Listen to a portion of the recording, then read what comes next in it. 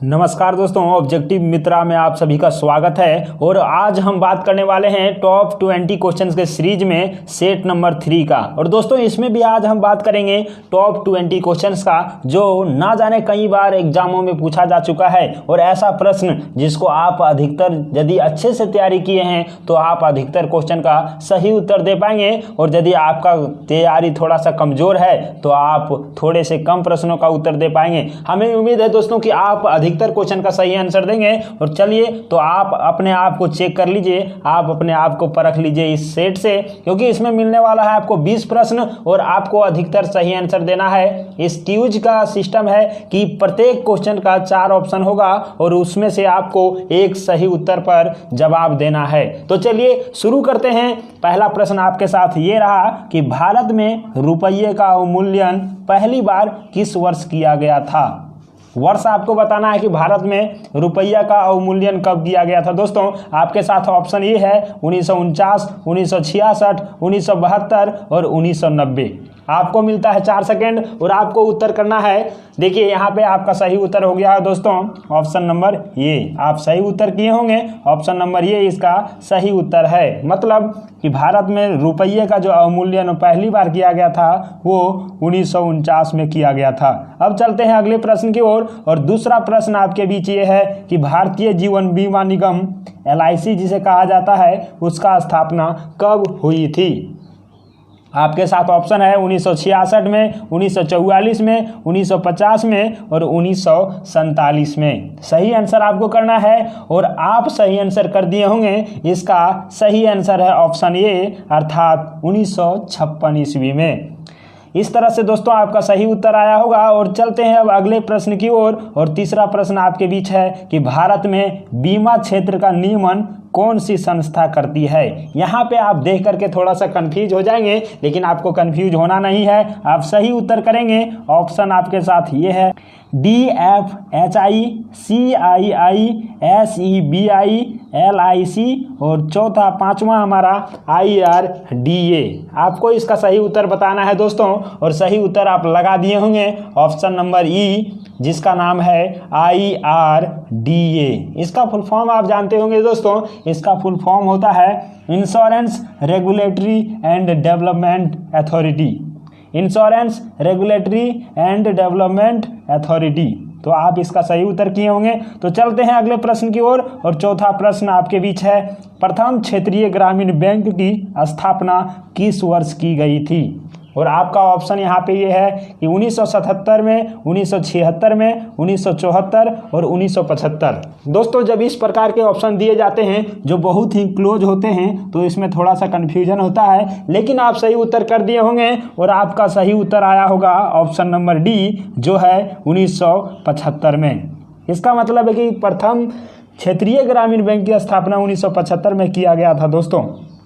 यहीं में आगे बढ़ते हैं। अगला प्रश्न आपके साथ ये है कि किस वर्ष नाबार्ड की स्थापना की गई थी। सबसे पहले तो यहाँ पे हम बात करेंगे कि नाबार्ड जो है उसका फुल फॉर्म क्या होता है। तो आप देख लेंगे national bank of agriculture and rural development. NA से नेशनल हुआ, B से हुआ bank of and agriculture and rural development. इस तरह से आप इसका फुल फॉर्म भी लिख लेंगे क्योंकि बहुत बार पूछा भी जाता है। तो चलिए यहाँ पे हमको बताना है कि नाबार्ड का जो है स्थापना कब हुआ था। तो दोस्तों पहला ऑप्शन आपके साथ है 1992, 1982 और 1962 और चौथा ऑप्शन आपके बीच है 1952। आपको सही उत्तर करना है दोस्तों और आपका सही उत्तर आ चुका होगा और इसका सही आंसर है 1982 ईस्वी में नाबार्ड की स्थापना हुआ था। इस प्रकार से अब हम चलते हैं अगले प्रश्न की ओर। और आपके बीच ये रहा छठा प्रश्न और इसमें पूछ रहा है दोस्तों कि भारत का संविधान कब लागू हुआ था। वर्ष आपको पूछ रहा है, डेट पूछ रहा है। तो चलिए इसका तो सभी को आंसर पता है और इसका आंसर है 26 जनवरी 1950 को। ये सभी को ही जानते होंगे। तो चलिए एक लॉलीपॉप क्वेश्चन आपके बीच था और चलते हैं अब अगले प्रश्न की ओर। और 7वां नंबर प्रश्न आपके साथ है कि भारतीय संविधान सभा में महिला सदस्यों की कुल संख्या कितनी थी। आप संविधान के चैप्टर में आप पढ़े होंगे दोस्तों, इसमें महिला की संख्या पूछ रहा है किसमें, भारत के संविधान सभा में। तो आपको बताना है इसका सही आंसर और आपके बीच ऑप्शन है यहाँ पे 10, 12, 13 और 15।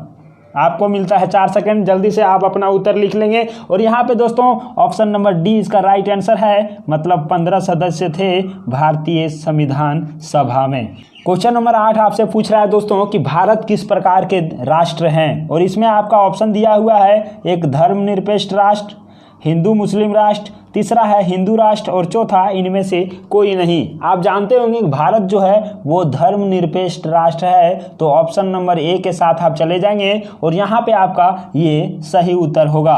अब चलते हैं अगले प्रश्न की ओर, और अगला प्रश्न आपके बीच ये रहा, क्वेश्चन नंबर 9, और इसमें पूछ रहा है दोस्तों कि भारतीय संविधान की आत्मा किसे कहा जाता है। आत्मा के बारे में कहा गया है दोस्तों, तो ये तो सारे लोग इसका उत्तर जानते हैं और आपको भी पता होगा। इसका सही उत्तर होगा प्रस्तावना, तो आप प्रस्तावना के साथ चले जाएंगे, अर्थात ऑप्शन नंबर ए के साथ चले जाएंगे। चलिए अगला प्रश्न की ओर बढ़ते हैं। 10वां प्रश्न आपके बीच है कि भारतीय संविधान की प्रस्तावना पर किस क्रांति का प्रभाव नहीं झलकता है, अर्थात किस क्रांति का प्रभाव इस पर नहीं पड़ा है, इसके बारे में आपको पूछ रहा है। और आपका ऑप्शन यहाँ से है, ऑप्शन नंबर ए में है अमेरिका की क्रांति, दूसरा है आपका फ्रांसीसी क्रांति, और तीसरा है आपका बेल्शेविक क्रांति, और चौथा है दोस्तों चीनी क्रांति। आपको सही उत्तर करना है और इसका सही उत्तर हो जाएगा ऑप्शन नंबर डी, जिसमें है चीनी क्रांति। और दोस्तों चीनी क्रांति जो हुआ था वो 1912 ईस्वी में हुआ था, तो आप ये भी ध्यान रखेंगे। तो चलिए अगला प्रश्न की ओर हम बढ़ते हैं, और 11 नंबर क्वेश्चन आपसे पूछ रहा है कि 42वें संविधान संशोधन अधिनियम 1976 के द्वारा प्रस्तावना में किस शब्द को नहीं जोड़ा गया।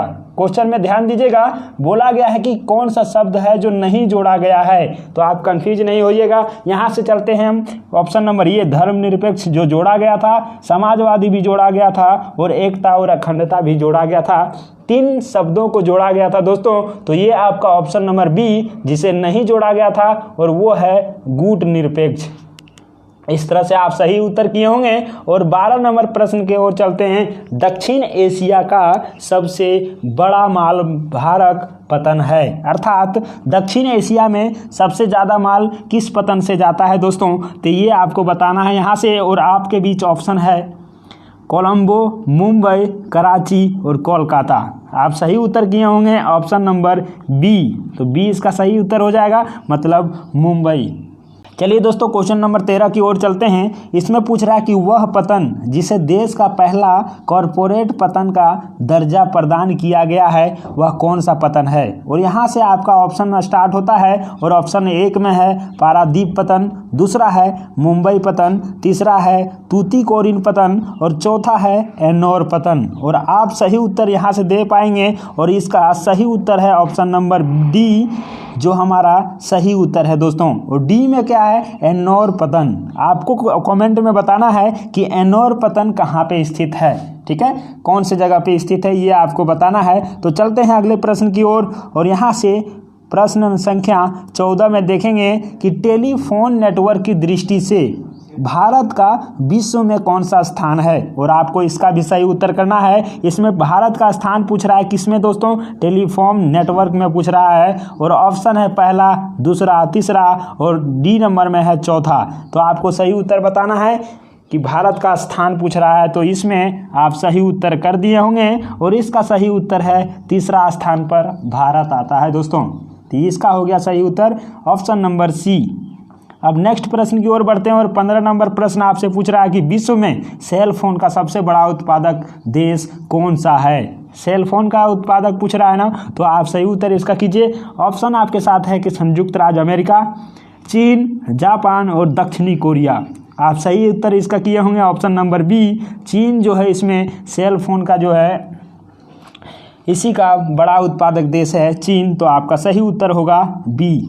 16 नंबर प्रश्न आपसे पूछ रहा है दोस्तों कि विश्व में इंटरनेट उपभोक्ताओं की सर्वाधिक संख्या किस देश में है, अर्थात आपको बताना है कि किस देश के लोग सबसे ज़्यादा इंटरनेट का उपभोग करते हैं, तो उसके बारे में बताना है दोस्तों। और यहाँ पे ऑप्शन आपके बीच है संयुक्त राज्य अमेरिका, चीन, भारत और सिंगापुर। इसमें आपको पता चल गया होगा ऑप्शन, और आप बी ऑप्शन के साथ गए होंगे, और बी ऑप्शन आपका सही उत्तर है। तो चलते हैं अगला प्रश्न की ओर और यहाँ से 17 नंबर प्रश्न आपको बताना है और इसमें पूछ रहा है कि ध्वनि तरंगों की प्रकृति होती है, अर्थात ध्वनि तरंगे किस प्रकार की तरंगे होते हैं, जिसमें अनुप्रस्थ तरंग, अप्रगामी तरंग, अनुदैर्ध्य तरंग और विद्युत चुंबकीय तरंग। तो आपको सही उत्तर बताना है दोस्तों।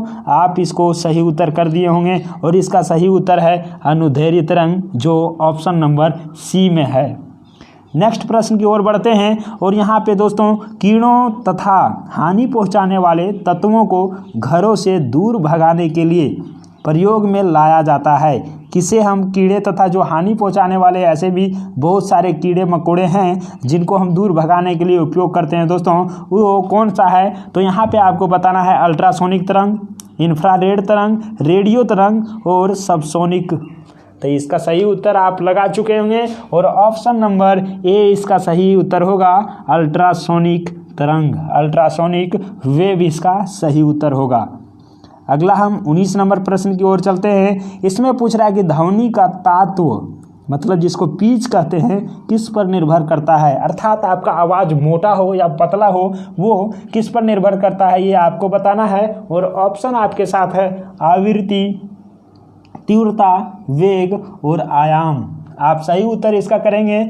पिच के बारे में बोल रहा है दोस्तों, तो पिच जो निर्भर करता है वो आवृत्ति के ऊपर निर्भर करता है कि आपका आवृत्ति किस प्रकार है और उसी से डिपेंड करता है इसका जो पिच होता है ध्वनि का, वो डिपेंड करता है। इसका मतलब इसका सही उत्तर होगा ऑप्शन नंबर ए। अब चलते हैं अगला प्रश्न की ओर और 20 नंबर क्वेश्चन आपके बीच है दोस्तों कि वायु में ध्वनि का वेग लगभग कितना होता है, और यहाँ से आप सही उत्तर इसका कर पाएंगे। और ऑप्शन आपके बीच दिया हुआ है 330 मीटर प्रति सेकंड, 110 मीटर प्रति सेकंड, 220 मीटर प्रति सेकंड और 232 मीटर प्रति सेकंड। आप इसका सही उत्तर कर लिए होंगे क्योंकि ये बहुत ही आसान क्वेश्चन था दोस्तों। और इसका सही उत्तर है 330 मीटर प्रति सेकंड, जो आपको दिख रहा है ऑप्शन नंबर ए में। तो इस तरह से इसका भी सही उत्तर हो गया।